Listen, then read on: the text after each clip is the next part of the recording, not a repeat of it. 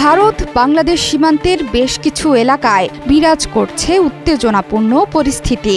এমন অবস্থায় বিএসএফ এবং ভারতীয় গণমাধ্যমগুলো দিচ্ছে নানা রকম তথ্য। এসবে উঠে আসছে নানা ইঙ্গিত।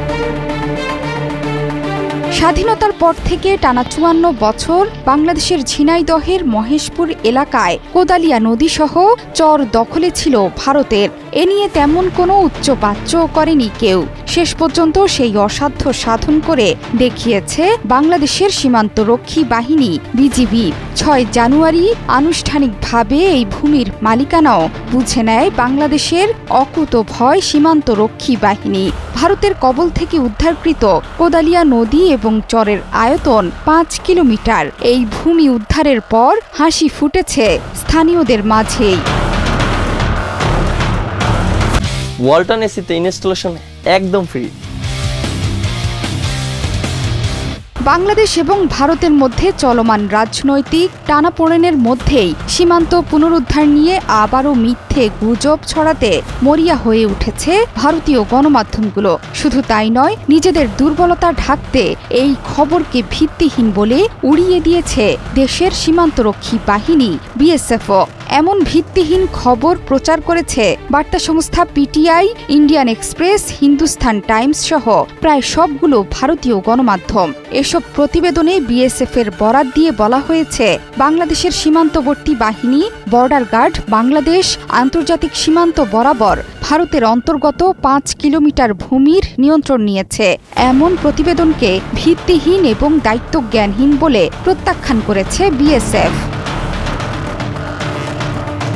দেশের সীমান্তরক্ষীর দাবি, পশ্চিমবঙ্গের উত্তর ২৪ পরগনা জেলার বাগদা ব্লকের রাংঘাট গ্রামের ভারতের দিকের এলাকাটি নিয়ে প্রশ্ন তোলা হয়েছে। সেখানে কোদালিয়া নদী বরাবর আন্তর্জাতিক সীমানা রয়েছে এবং ওই নদীর উভয় পাশে রেফারেন্স পিলারের মাধ্যমে সেটি ভালোভাবে চিহ্নিত করা হয়েছে। সেখানকার আন্তর্জাতিক সীমানা এবং বিএসএফের ডিউটি প্যাটার্ন কয়েক দশক ধরে অপরিবর্তিত।